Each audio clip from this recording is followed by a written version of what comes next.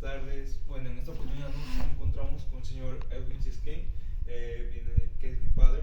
En esta oportunidad voy a entrevistarlo haciéndole unas tres preguntas principales de lo que viene a ser Sendero Luminoso y el RMTA.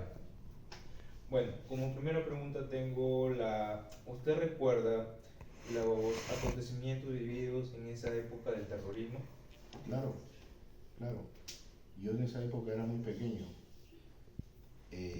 A través de las conversaciones de mis padres, a través de la televisión, la radio, el periódico, uno se podía enterar de las atrocidades que cometían estos grupos terroristas. Bueno, como segunda pregunta, ¿cómo impactaron las acciones de estos grupos terroristas en las comunidades? Había mucho temor, mucho miedo, ya que uno no podía salir así libremente, con el temor de que estos grupos terroristas te hagan daño. Causaban bastante daño materiales y muchos asesinatos. Por ejemplo, eh, yo recuerdo que ponían coches bombas, derribaban torres eléctricas de alta tensión. Hubieron muchos asesinatos en esa época. Como última pregunta, ¿recuerda de cómo vivió la época del Sendero Luminoso y el RMTA en los 80? Claro, la captura de los líderes políticos, Víctor Poray Campos, Abimael Guzmán, y también recuerdo mucho el ataque a la calle Tarata. Eso sucedió en el año 92. Muchos recuerdos que hasta ahorita han quedado eh, una brecha en la vida de cada peruano. Claro, muchas vidas inocentes perdidas en estos atentados. Así Bueno, ha sido un gusto entrevistarlo, muchas gracias. Profesor, buenas noches. El día de hoy voy a entrevistar a mi tío y le voy a hacer la siguiente pregunta. ¿Qué recuerdas de cómo vivió la época de Sendero Luminoso y MRTA en los 80? A ver, bueno, ¿qué recuerdo? Bueno, que fueron, Sendero Luminoso y el MRTA tenían diferentes ideologías. O sea, Sendero Luminoso tenía una ideología y el MRTA tenía otra ideología. Y entonces, pues, en los años de los 80, los 90, el país vivió un caos, ¿no? Con estos dos ejércitos populares, según ellos que se llamaban, ¿no? Que era el Sendero Luminoso y el MRTA, ¿no? En aquellos tiempos, pues, el país era un caos porque había apagones, volaban torres, había cochebombas, era caos en el país, ¿no?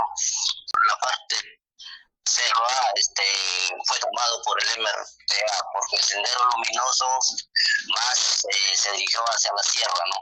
Y bueno, allá cuando yo estaba sirviendo, pues, ¿no? En los años 89 y 90,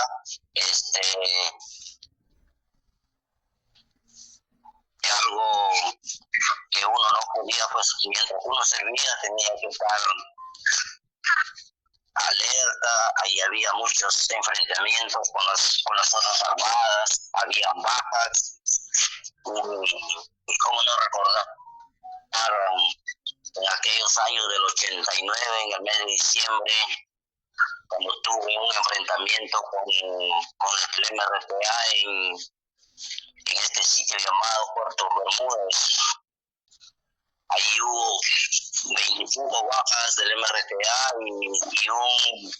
y uno del ejército, ¿no? Que falleció también en ese enfrentamiento, ¿no? Y eso, pues, uno lo ha vivido en carne propia y es terrible, ¿no? Y no quisiéramos que ella regrese a nuestro país otra vez, ¿no?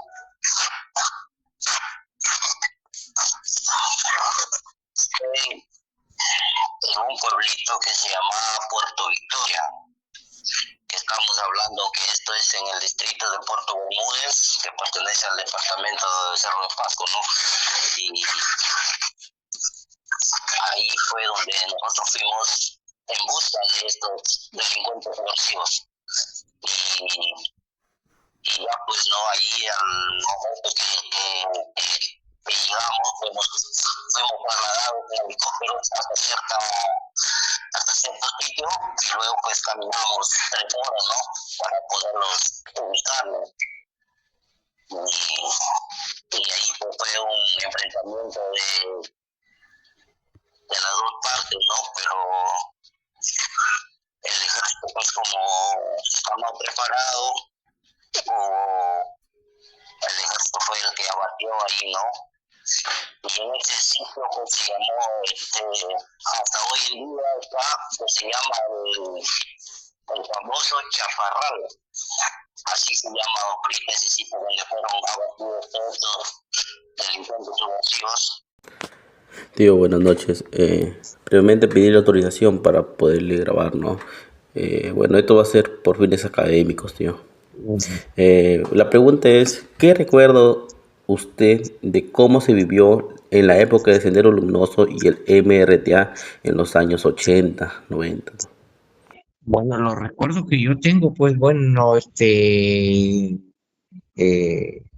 eran desastrosos, ¿no? No solamente en lo personal, sino a nivel nacional, se podría decir así, ¿no? Bueno, en lo personal, por mi familia, por mi abuelo, ¿no? Que sufrió un atentado allá por 1990, ¿no?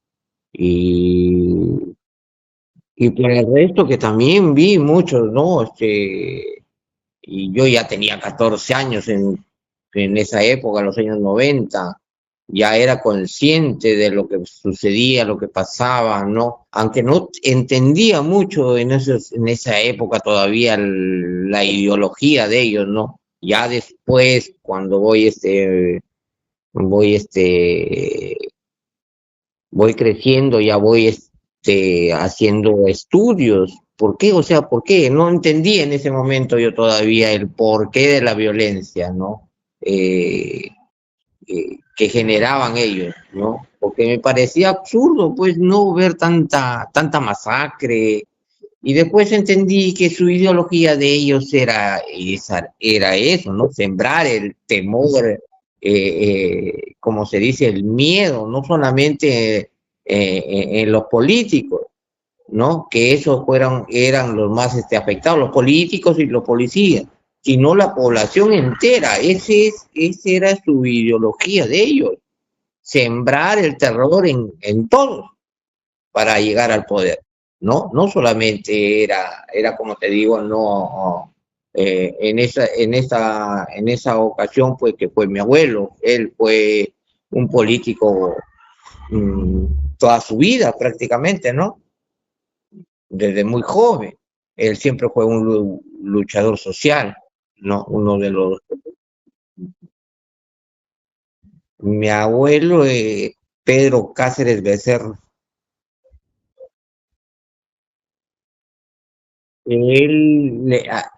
A él sufre el atentado el 22 de mayo de 1990. Ya en esa época él ya había juramentado ya su